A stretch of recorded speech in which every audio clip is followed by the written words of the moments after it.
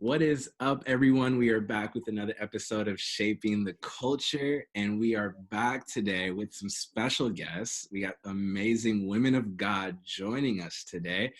We got some friends from Overflow, from DMV area. We got Miklit and Zema with us. How you guys doing, family? Good. We're excited. I'm excited to be here. Yeah, we're doing good. I'm doing well. We're ready, excited to talk, hang out.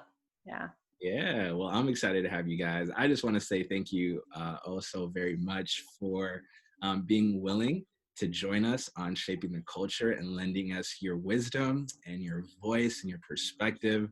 I'm excited to be shaped, to be challenged, and to grow from this conversation. So it's a real treat and honor to have you guys for real. So thank you for joining us. Thank you for having us. Yeah, thanks for having us, man. Yeah, for sure. So for our listeners, for those who may or may not know, last week we dropped an episode called Single Men and Pride. And to my surprise, I guess it shouldn't have been surprising because it's talking about relationships. But yeah, the numbers did really well. A lot of you guys tuned in. A lot of you guys gave some feedback. And you guys wanted a part two. So here we are with a part two. And for those who didn't watch the episode, that's A-okay. What we did is we had me and some friends get on just to talk about, what kind of hinders men from pursuing women, what's our setbacks. And when we really took a deeper look at it, we really realized it's our pride, it's fear. It's just a bunch of ungodly reasons. And so we exposed ourselves in that episode, and I guess you guys like that. So here we are coming to expose the women now. No, I'm just playing. But it was a really dope conversation, and our sisters reached out and was like, hey, that was really helpful. Would love to hear a woman's perspective on why women remain single. And so we got some bright individuals with us today to help us unpack some of that stuff. And so, yeah, that was part one. And this is part two of that. And so if you want to go back and check out part one, you can find us everywhere: YouTube, Spotify, Apple Podcasts. Make sure to take a listen, share with friends, like, subscribe, all that good stuff. Had to get that out the way. But yeah, so here we are, part two. And I want to ask you guys, what holds you guys from being in a relationship, or what kind of hinders women from taking that step into a romantic partnership or relationship? Do you want to start? I guess, me being single, I will start. Yeah, that's a good So I don't know, this is a really good topic. And I just want to say also, when you guys talked about it in part one, number one, thank you for your honesty. And you guys were definitely exposing yourselves in a good way, and having a real conversation. I would say there are a lot of similarities, I think, between what you guys talked about with why men might be single and then why women might be single. I think there are certain things that might overlap. I would say, though, one thing that was probably the most different from my perspective is the options part. So how guys tend to have a lot of options, and there tend to be more women. Well, there are more women in the church usually, right? They can, I hate this term, but who they can choose from or who they can kind of pick. So from a women's perspective, it tends to be the opposite, right? Yeah. So the options aren't as extensive. And again, this is from my perspective. So I know different churches could be different. So or different communities could be different as well. So I think that was one of the biggest things that might have been different. And I remember the article, because I had actually read this article a while back. I think one of my guy friends actually sent it to me. So I read it a while back. A good friend. Something that actually stuck out to me was it said, one of the lines, and I won't forget, it said the cruelty of options. And it was basically talking about how there were a lot of options. And it was funny to me that the word cruelty was used, because I would say for women, it might be the opposite, right? Like options to us aren't a cruelty because it's not really many options. So we don't really see it that way. And I think that was a really interesting dynamic. But I would say for me personally, what keeps Miklit single is just, it isn't, the right person hasn't come along. It hasn't been the right opportunities and things like that. It's not so much so one big reason, I would say. Yeah. But yeah, you guys had some really good points in terms of pride. In terms of, I would even say one thing too that I'm guilty of is sometimes having a consumerism mindset. Mm. Mindset of just, we are trained to think like consumers, right? So when we look at relationships, we're trained to look in a way, or to ask the question, how does this serve me? Yeah. How does this make me happy, Yeah. right? And the reason why the consumerism mindset is really dangerous, and we really have to catch ourselves in that, is because we, at the end of the day, tend to, you guys said something last time about like, oh, well, we want a 10, but we're actually a 6 or something along those lines. And so I think that's a really real point, because with the consumerism mindset, we look at what we can take. And let me ask you guys, if somebody said, what do you want in a relationship? Usually for, most people, they would say, oh, I want a man like this. I want a man who looks like this. I want a man who's 6'4". I want this. I want this. Rarely ever do we approach that question with, what can I bring to the table? I want a relationship that looks like this. I want to be this for somebody. Yeah. I want to offer this. I want to serve in this way. And so rarely do we look at it in that perspective. Yeah. We kind of have to shift that like mindset and kind of turn our mindsets around a little bit and start answering those questions. The question of, what do I want? What does Meckley want? What does Zema want in a relationship? Yeah. And change the narrative a little bit. What can Meckley bring? What can I bring to the table? And what that does is it actually, it sobers us, right? When I can see my own shortcomings, when I'm more self-aware in that area, I can see my shortcomings. I can see my sinful ways. I can see my flaws, my weaknesses. I'm able to then develop a more realistic expectation for my partner, my significant other. And then I think what happens there is we kind of ditch this consumerism mindset and we humble ourselves, right? And we don't think of ourselves as higher as we are, right? I think in the article it said, it referenced Romans 12 when Paul says that, right? He says, because of the grace I've been given, Yeah. you all, I say to everyone amongst you, do not look at yourselves as higher. Do not think of yourself as higher than you are. Yeah. And so when we kind of ditch that consumerism mindset and realize the true purpose, it's a purpose issue, right? We realize the purpose of a relationship is not to make me happy alone, right? It changes the game a little bit. So Yeah. Wow. You dropped some bombs there. There's some few things I want to get back to, but before we do that, Zema, do you want to add to that? Or I know you're not single per se, but what was kind of your take? And yeah, I guess I'll represent like the 3% of the church population that is in a relationship. I want to add on to what Meckley said, where I was also really thankful and appreciative to hear the perspective of the last episode. And if you guys haven't heard it, I definitely would listen to part 1 of this conversation, just because I don't think that some of the things that you guys talked about and were really raw and honest about are typically said or confessed especially in the church. And it was refreshing to hear, to the point where I even sent it to a lot of my single girlfriends, where I think they needed to hear some of the things that you guys were saying, to understand maybe why they're not being pursued, or just the mindset that the men of the church are in. Even if it didn't represent all of them, it represented, I think, a majority of the men in the church and in our community for sure. But with that being said, I think in addition to what Meckley said, if we're being real, there's also this idea of not being attracted to the people that are around, right?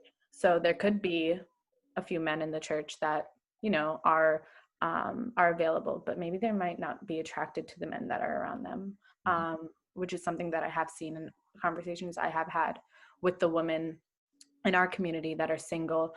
Another thing is, I think that there is a difference in Meckley. I think you can kind of back me on this or correct me if I'm wrong, but I think there is a lack of spiritual maturity in the men in the church that women are afraid to commit to and give their lives to and trust their lives to be in. Because when you are looking to be pursued, when you are putting yourself in a vulnerable state as a woman to be someone's one day wife and eventually girlfriend, one day wife, you want to make sure that we all struggle, right? And you're not going to find a man who is this perfect biblical man that doesn't have his own struggles. But like, how does he respond to those struggles? Where is he spending his Saturday nights? Who are the people that he's surrounding himself with? There are all these questions and all of these fears, I think, that women tend to have, where they don't want to commit to a person who might back out later on when,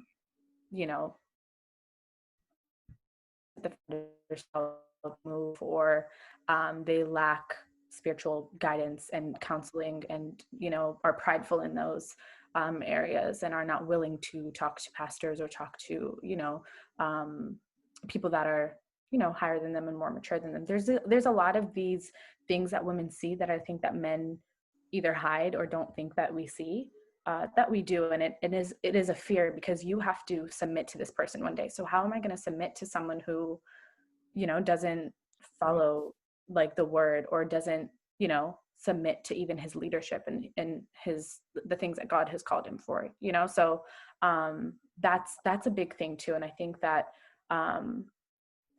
we need to have those honest conversations with our brothers that we see. I think it's easier when you are in a relationship and you have these conversations with the men, or when you are a man and you've had these conversations with the men in the church, where brother, life is not really going in the direction that God has called for you.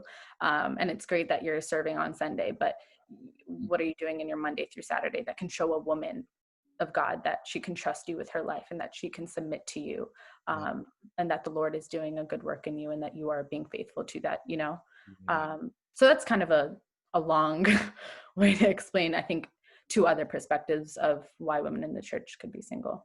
Wow. No, that's really, really good. I follow-up question here. So for you guys, when you guys talk about this idea of what you bring to the table, right? McLeod touched on this. And then also, if you're thinking through what you bring to the table, you're, I think, in response, also going to be thinking about what the man brings to the table. And I think maybe that hits a little bit on what Zan was talking about, man, like, is his faith where it needs to be, right? And not just someone that, attends church and serves the church, but is really pursuing the Lord with everything that he has. What discourages you guys the most? Is it, is it what you guys look for on the exterior, or what you guys see as far as biblical conviction or their faith journey, or are they intertwined? How does that work for you guys? It could be both.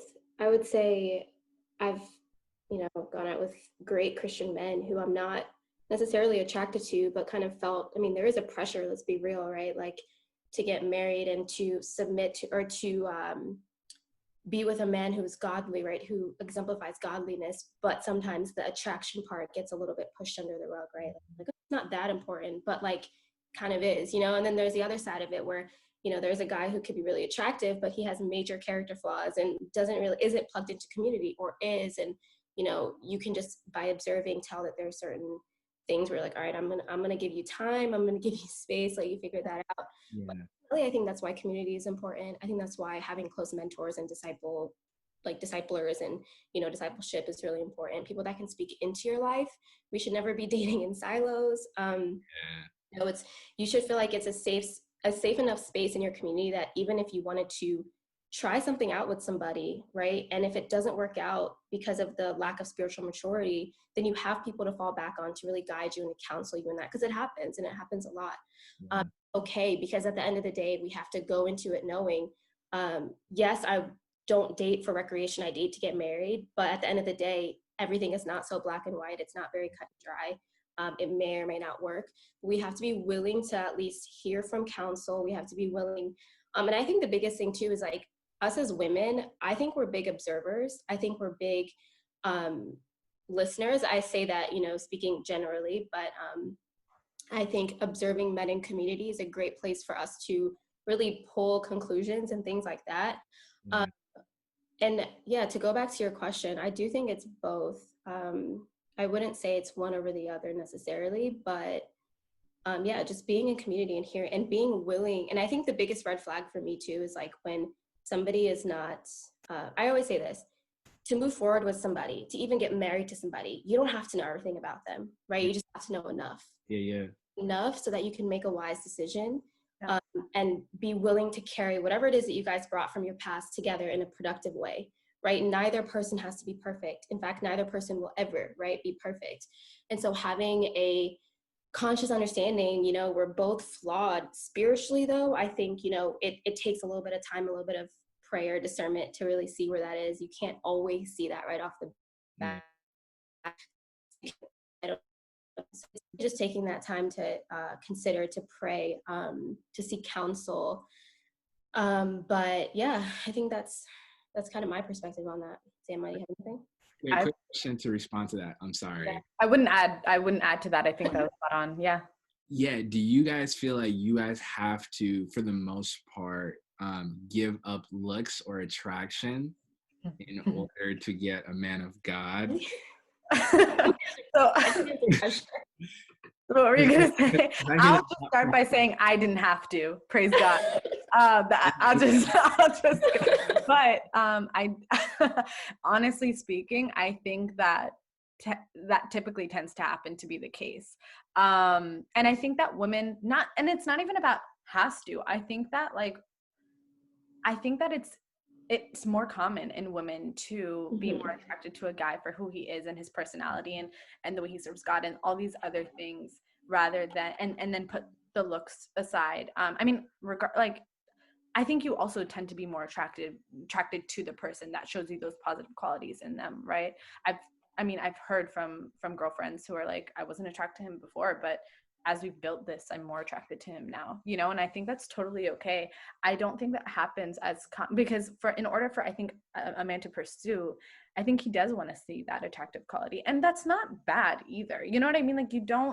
God doesn't want us to not be happy, not be, you know, physically attracted to the people that we might potentially spend forever with, you know, but I think that women do, and I don't want to call it settle, but I think that women do tend to put looks aside and be willing to, you know, understand and see like a person or a man for who he is than men do typically.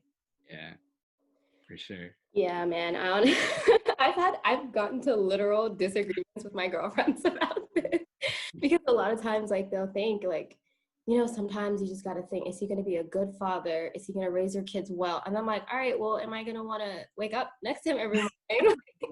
You know, I feel like there should be a reasonable balance here. I'm not asking for the finest man in the world, but at the same time, like, attraction is important. And I think we need to say that more. I think as women, sometimes because women tend to be more emotionally driven, and, you know, it could be seen as like, oh, it's fine as long as we're emotionally compatible.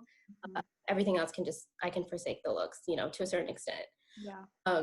But I don't know. I don't think that's true. And I've definitely, like, I'll be honest, and this is just me being real for a second. Like, I have overlooked some great guys, you know, for a shallow past, right? But we know. Women do this too. So women do this too. It's not just men.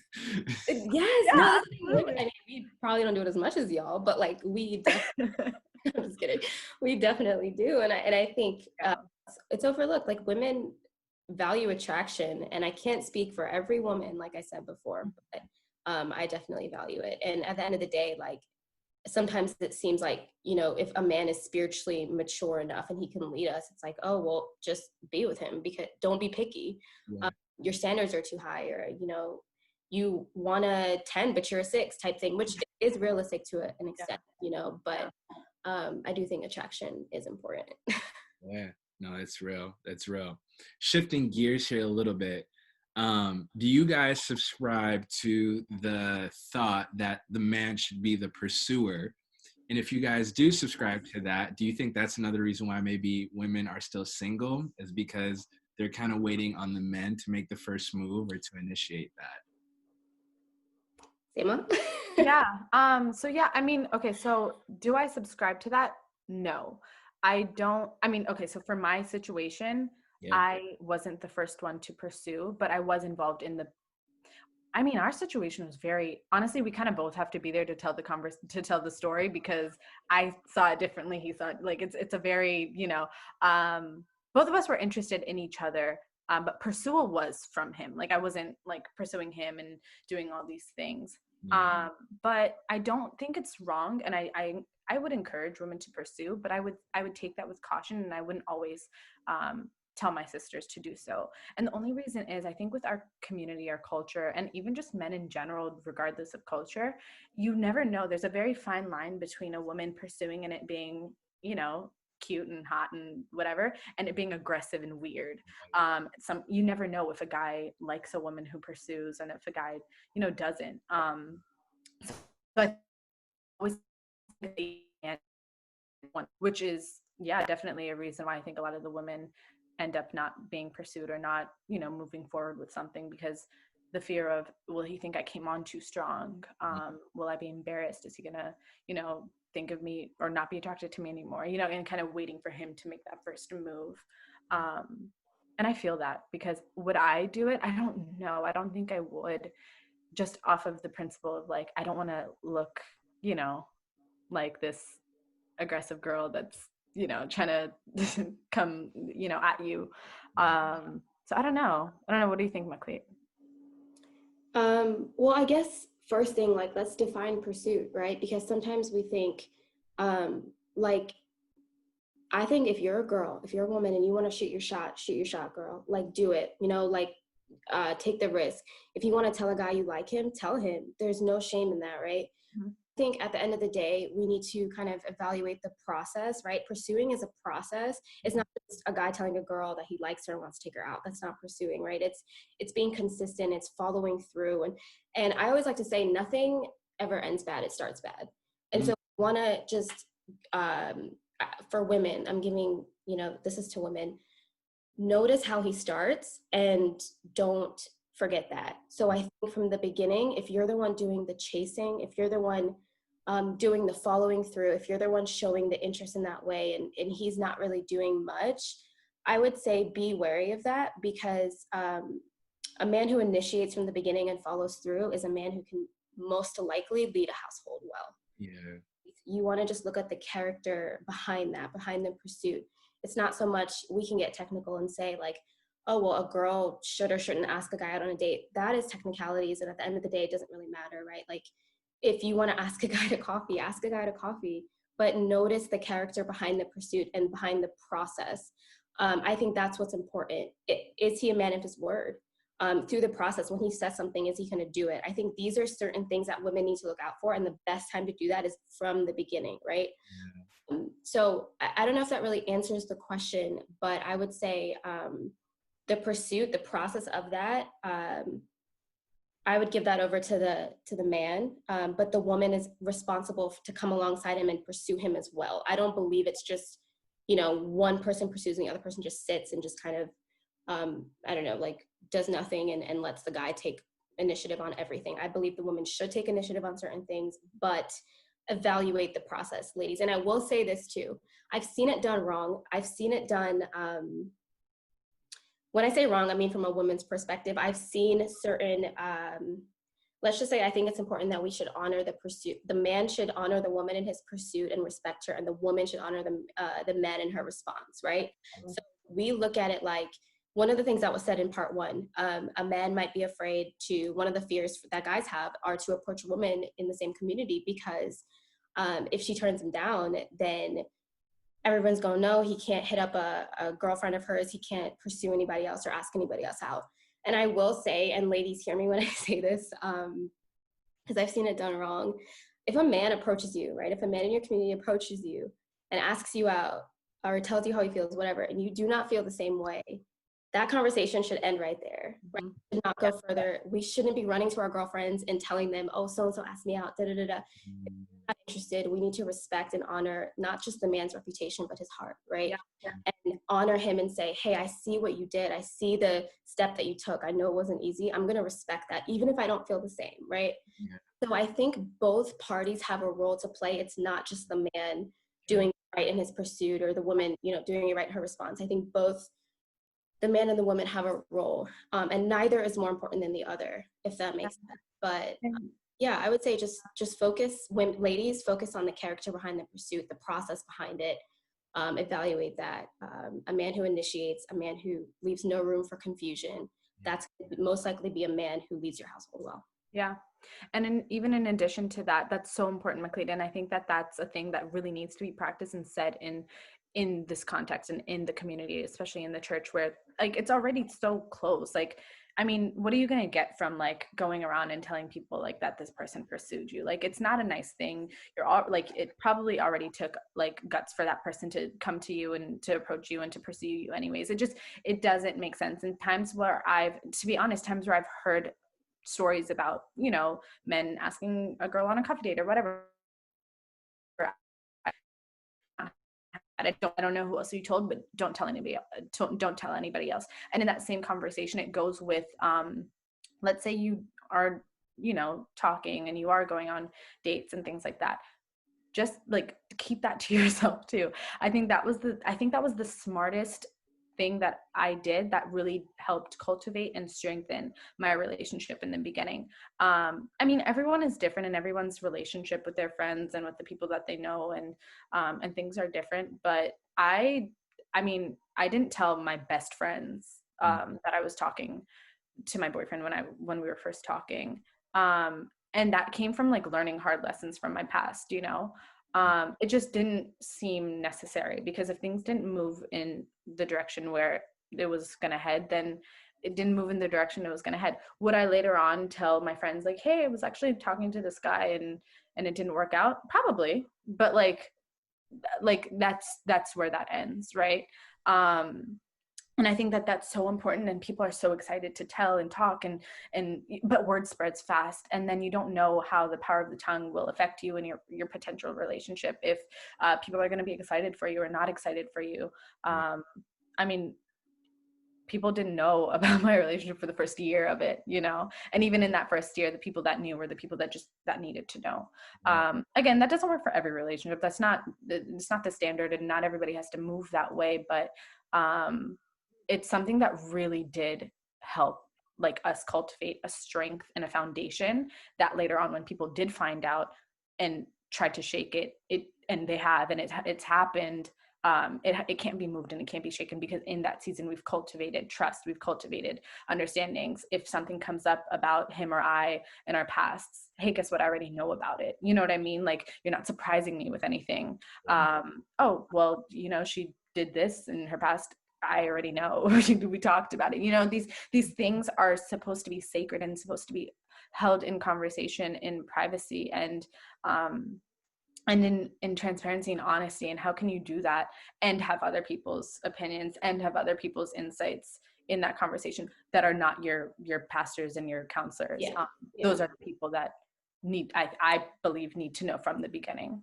I would also add on that too. I think, if really quick, once you actually start this dating process, it is important to have like pastors, like Zayma said. Oh my gosh, yeah. Close people who you trust that could speak into your life. But it's also just exercising wisdom and like when and how to speak, right? Like, if a guy approaches you and it's not going to go anywhere, at that point you're just doing it for gossip, right? Yeah. If you genuinely need to seek counsel, right? Like, I'm not saying we should hold things in and never tell anyone anything, but if we want to seek counsel, ladies, if we want to seek advice and wisdom from the people that we trust, there is a wise way to do that. We just have to examine our motives in everything. Absolutely. If we're going to speak on a man and what he said or what he did, let's just check ourselves for a second, examine our motives. Why am I just being loose-lipped, or do I have a reason for this? Yeah. And I think that really just protects, and it creates a space of encouragement and even just edifying the men in our community to say, hey, we respect you. We're here just trying to get, snatched up, but not really caring how it makes you guys look, Yeah.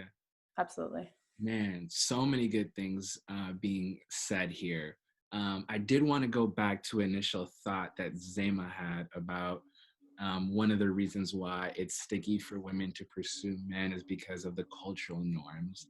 I wanted to dive a little bit deeper here. Here at Shaping the Culture, we want to make sure that the scripture is our kind of like our our foundation. It's the standard.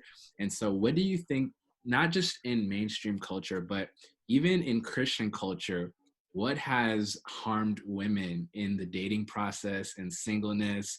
What other barriers have Christian culture and culture at large had on women?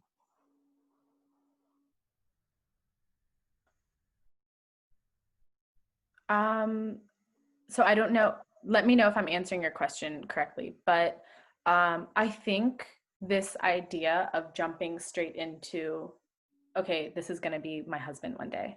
This is going to be my wife one day. And as Christians, and especially in the Christian culture, that's what we see. And that's like, you don't really, I've had this conversation many times actually, you don't really see like the importance in the dating season. It's always, we're either single or we're looking towards marriage.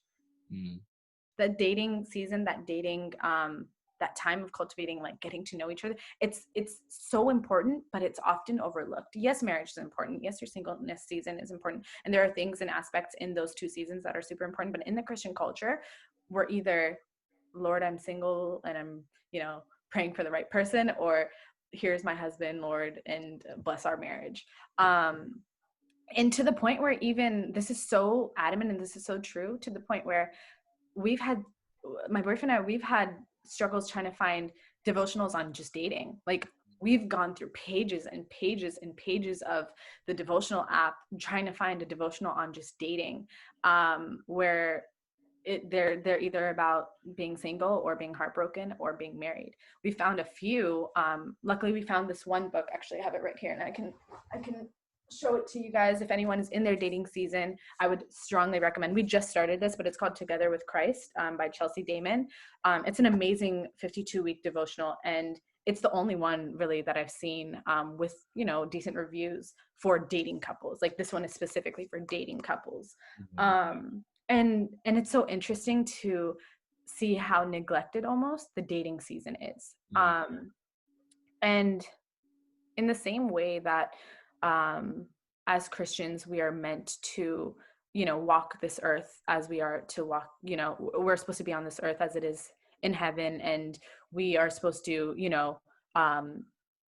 like, the ways that we're living our lives is for the kingdom of God, right? The same way that, like, your singleness and your dating season specifically is set for marriage. Like, it's set to help you walk through marriage, right?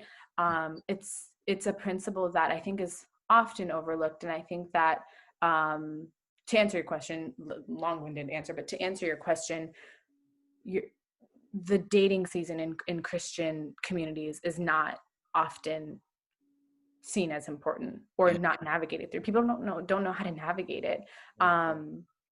People that are in relationships are kind of, trying to figure out, oh, like, is this right? Like, a lot of us too that are in relationships right now, that are dating and not engaged or married, it's hard to talk to married couples sometimes, because it's like, you can give me advice on this, but you kind of forgot what it's like to be dating, or there's struggles that come with dating that just you don't have in marriage anymore, and or you're living with each other now, so you can handle these issues differently.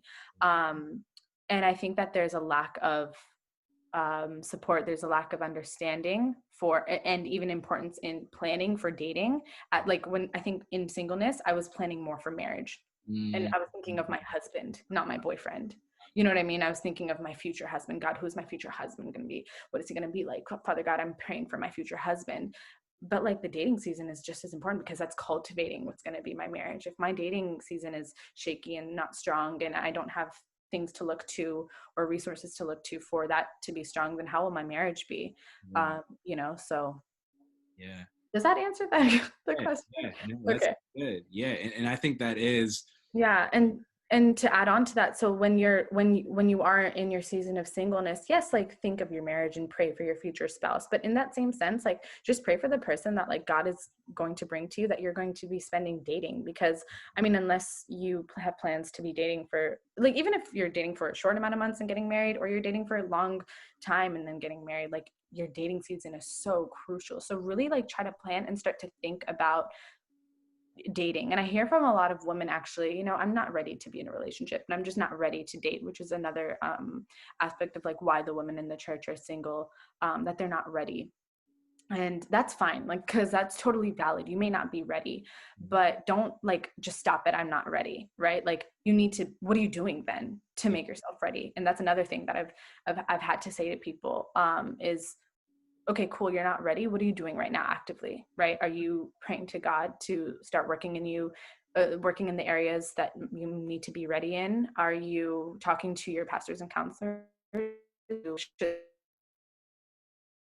But if someone so walks through the door tomorrow and catches your eye and you're attracted to him, it's really going to be unfair to him and unfair to you if you now let him pursue you just because you're now attracted to him, or he's a great guy and he's going to be a good husband one day. You potentially see those things because you said you weren't ready yesterday. So what makes you ready now? So even in your singleness, if you're single, if you're listening to this and you're single, guy or girl, and you're saying I'm just not ready yet, start now and start doing things to help you get ready in whatever it is. Oh, I have daddy issues, so I need to work on those things. Or I'm hurt from my past relationship and there's trauma there that I want to fix those things, pray on those things, give those things to God, because they're not just going to go away when you meet someone who's attractive. Like, are you saying you're not ready just to say you're not ready? Or are you just saying you're not ready to ignore the problems that you're not ready in and just waiting for the right person to come?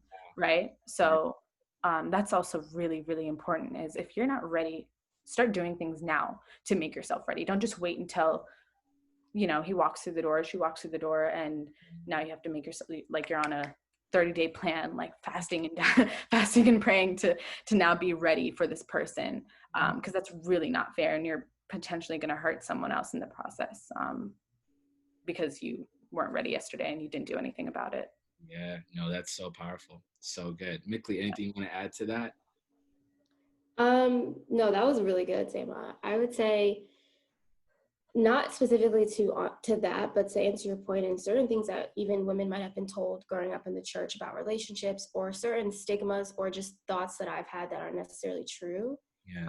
I can say one thing for that is that God picks your spouse, and there's like that's something that I thought for the longest time. I believe that. I thought there was only one person in this world that God created for me. Number one, that's not even biblical. And number two, I would say that there's so much beauty in covenant. I will say that the idea of a soulmate or only one person for you lessens the weight of covenant. I think the fact that God allows us to choose, even though we know, and you guys mentioned this in part one, even though we know there might be someone better out there who looks better, there might be somebody who is more spiritually mature, there might be somebody out there who, whatever, fill in the blank. Yeah. In that, I choose you for the rest of my life. That is the beauty in covenant, right? So I think to people out there who might be thinking, God, I might have missed that one person, or I have to like find that one person for me. Do I believe that there's somebody who, God may not want you to be with? Yeah, I do, right? But at the end of the day, I believe that if two people are following a purpose, if two people are in line with their purpose and who are running towards Christ, come together and find attraction in many ways, I think that the Lord can use that, and he will use that, and he will honor that. And I believe that's really where the beauty is. So for me, I think one thing that I've been told a lot growing up was like, God has someone for you. He has one person for you. Sorry. Does he have someone for me? I believe that, if Lord willing, I live to get married. I believe that there is also humility in that, right? Like, marriage is not promised to everybody. No matter how Christian you are, marriage is not promised to you. And I think that it's a sobering and a humbling thing. It's something that in our singleness, and even in our dating process, we need to come to terms with that, right? Like, Lord, if I never get married, am I okay with that? Am I okay with just you? Yeah. And so that's another thing too that I struggled with for a while, and that I even struggle with sometimes today, right? And I have to be brought back to this sobering reality of, Lord, if it is your will and you have somebody for me, great. But if not, let me be content in you fully. And so working on, what does that look like? And how can I pursue the Lord in that way that he meets my deepest desires, that I don't look for that in somebody else. Yeah, so powerful. Yeah, marriage is a gift. It's not a promise. And it's so good for you to point that out. Are there any other hurdles that you sisters have to go through as a single or in a relationship context? Or anything else that you want to bring up? Yeah, because I do have questions, but I want to also leave room for you guys to insert some of your thoughts as well. But is there anything that comes to mind? And what Makli just brought back about the last conversation from the article as well, of being the kid in the ice cream store, and you choose a flavor, but there's so many other flavors that you can choose from. That's such a dangerous way of thinking, and I think that it's not even a because these are humans, these are people that you're talking about. These are not like, chocolate's not going to get hurt if you choose strawberry, you know what I mean? Like it's not even like I understand in that case, but and it does prove to a point, but I think that if you feel that way, if a man feels like, okay, I might be pursuing this girl and another girl might come in and take my eye, that's so dangerous to think that way. And if you think that way, you might not be ready to be in a relationship. You might not have the maturity. Actually, no, not you. You probably don't have the maturity to be in a relationship. And that's something that you really do need to look into and see what the source of that is. Yeah. And try to find resources and talk to people that will help you see differently in that case. It's so dangerous to have, because I think as women, that's a hurdle, because like we think of that too, when it's like, what if somebody does like come into the room and you now turn your head and that she takes she takes you away. The thing is also, to be really real, to be realistic, we're humans, right? So like, you're gonna find people attractive. It's not like you get into a relationship and no one is attractive to me anymore. Like there's no guy that I find attractive at all. There's no girl that he finds attractive at all. Like that just doesn't even make sense. You know what I mean? Like I'll show you someone, be like, isn't she so pretty? Like, isn't she so cute? Like, and if he's like, no, I'm like, are you crazy? Like she is, you don't like. I wasn't trying to trap you. Right? So he's not trying to lose you. No. Yeah, but like, yeah. No. But like, like I'm gonna acknowledge if someone's attractive, but like that, like, because that's normal. Like you're not blind now that you're in a relationship. You acknowledge those things, but you don't act on it. And it's not like you have to try, like I don't have to try so hard, like, oh, please don't let me lust over this guy. Like, you know what I mean? Like it's just because we've cultivated and we've brought up something, there's things that we've been through that it's just, I can't move. Like he can't move, because you can be attractive and I can acknowledge that you're attractive, but for it to get to a point where I find you attractive and I want to get to know you, you aren't, there's an issue there. But then also, if we're speaking earlier on into because that's a whole other thing. But if you're talking early on in the relationship, where you've only been talking to a girl for maybe, let's say you've been talking to her for a week or 2 weeks, and you've been on like 2 coffee dates or whatever, and things are super early, and let's say somebody else, which is another thing. Like I feel like it's so hard for guys to even, in our culture and in our situation now, like how did another girl come up when it took you like 3 years to even find this one? Like how did one magically now appear where now you found this other girl that's your type, attractive? Like what? It's a fear that is so, it doesn't even make sense. But let's say she does, right? It's just about communication, like having a conversation and saying, hey, like just want to gauge and let you know like where we are, where I think we're at, and having that, it might be awkward, but you need to have that conversation to say, hey, like are you cool with like seeing other people or like getting to know other people, since this is super early on, like having those conversations to avoid hurting another person. I think that's totally fine. Like I personally, I think that's okay. And then in the latter, having a conversation of, hey, like I'm really getting to know you, I'm really starting to like you, I want this to move towards a direction of a relationship, or I want you to be my girlfriend, be my boyfriend. Can we be exclusive? Like, is this a thing that can now be exclusive, where I just want you to know I'm not looking at other girls anymore. I'm not really looking to get to know other girls. I've gotten to know something in you that I want to pursue and get to know more. That's totally fine, so yeah. No, I love it. I hope that helps and kind of answers that, because it's such a common thing where guys really do fear, like what happens when another shorty walks in. Like if you are deep into this with this girl, if you really like it, like nothing's going to turn your head really, as you're walking with God and as you're, you know, honoring being a man of God and what he's given you and what that means. Yeah. If it's early on, just make your intentions clear. Just be, you know, Yeah. it's just, it sucks when you go on a date with another girl and then I find out and it's like, you know, I wasn't aware. It would just have been nice to know that you're open to, you know, getting to know other people. And if she's like, I don't like that, then she doesn't like that. And maybe you should be a person that might be your type, you know? Yeah.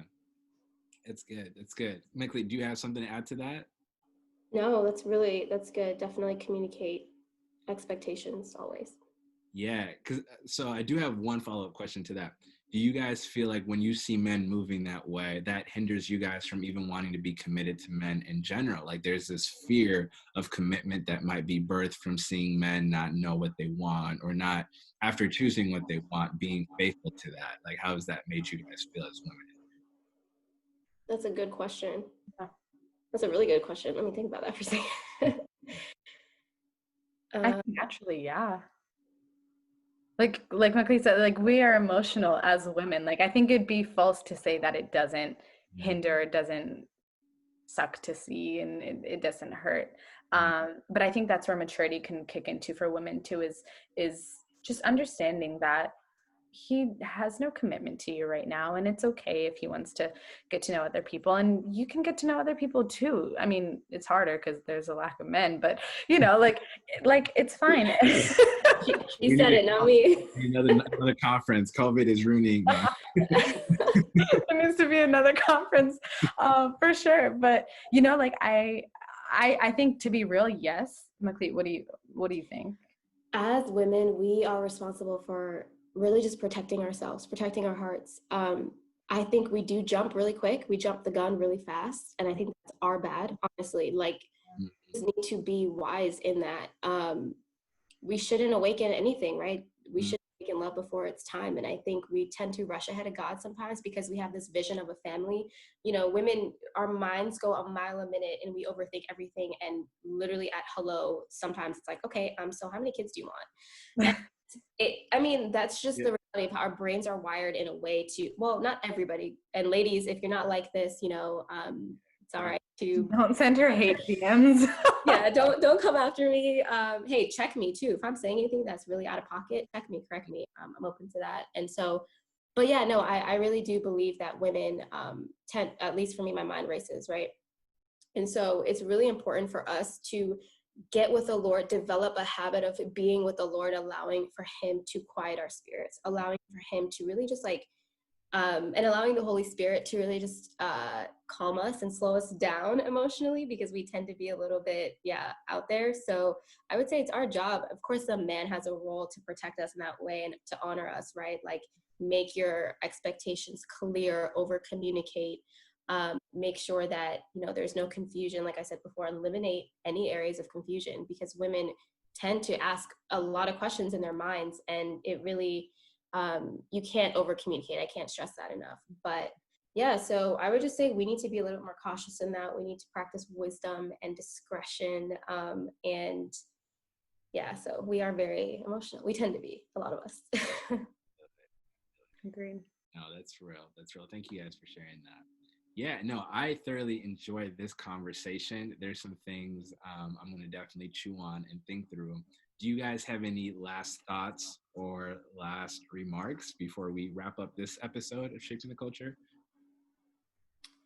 I think one thing that I would say is, if you're in a place right now and you don't know if you're ready for a relationship, or you think you might be, or whatever that even looks like, I think a lot of times when we have issues in this area, it's because we need to re-examine purpose. We need to re-examine the purpose behind God's design for marriage and relationships. Yeah. There was a book that I read a couple years ago called The Sacred Search by Gary Thomas. And he talks about this concept of, it's not so much who you marry as much as it is why you get married. Yes, good.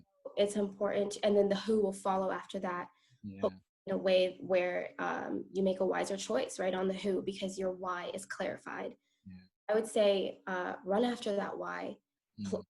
Petition from the Lord, right, to teach you what is his design for marriage.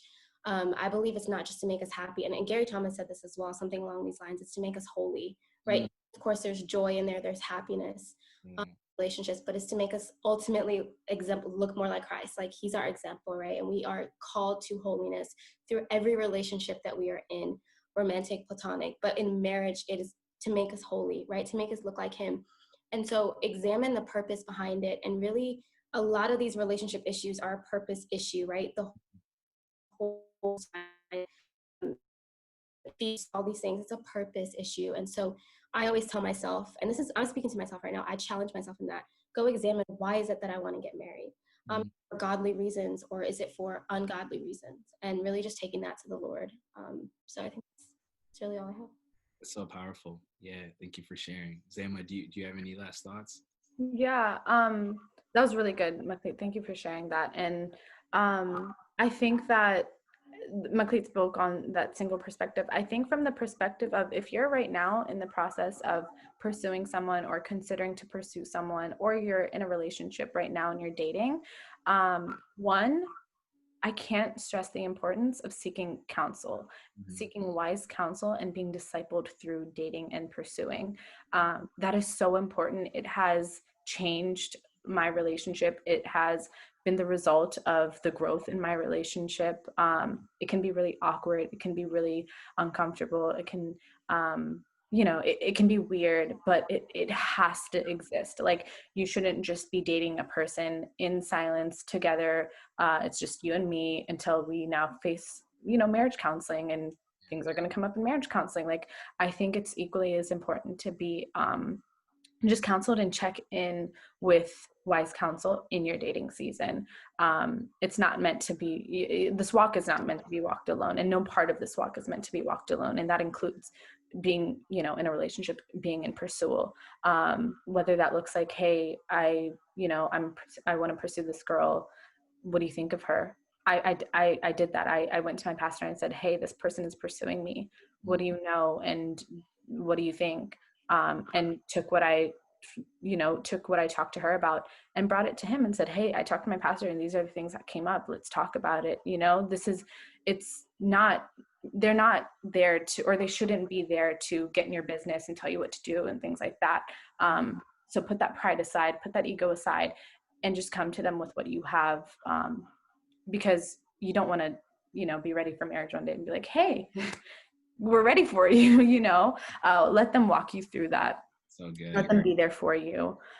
So yeah, that is super important, is, make sure that you are in discipleship and in counseling for that. And then I guess the other thing, I don't remember what I was going to say, but yeah. Oh, yes. Prayer is so crucial. Like, God has to be in the center of it from the beginning, like from the first DM.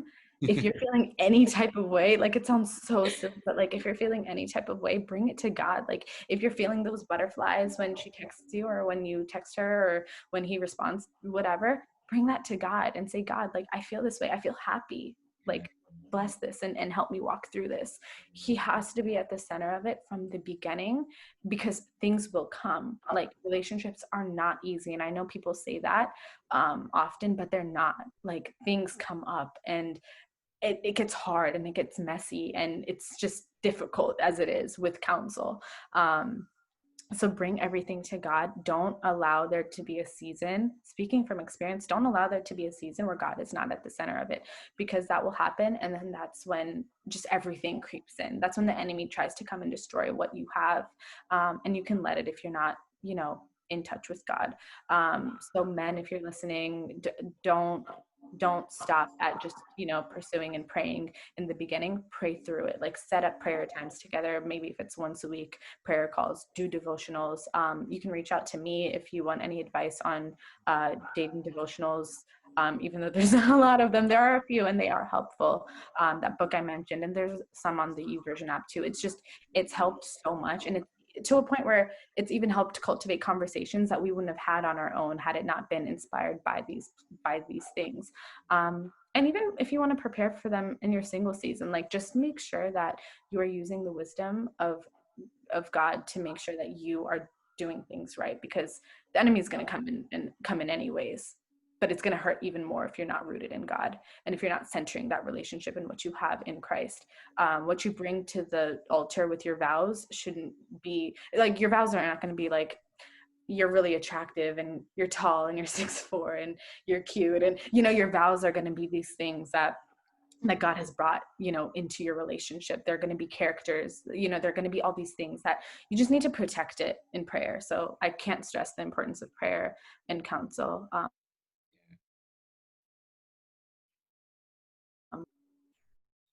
Awesome. Well, thank you guys so much for joining us on Shaping the Culture. There's so many great takeaways from this conversation. And let us know, DM either McLeet or Zama, or hit me up if you guys want like a part 3. And you guys want all the guys and girls to come back together and have a conversation or what have you. Just I hope this blesses you. And I hope this gets you thinking in a way that would both glorify God and honor God. And when you live a life that's committed to honoring God and glorifying God, it will work for your good. You know what I'm saying? And so, thank you guys for sharing your heart. Thank you guys for sharing from some of your experiences and being real at moments. I know that's not always easy. So we appreciate the transparency here on Shaping the Culture. I pray that will bless many. Family, we love you guys. Thanks for tuning in as always. Until next time, peace and grace.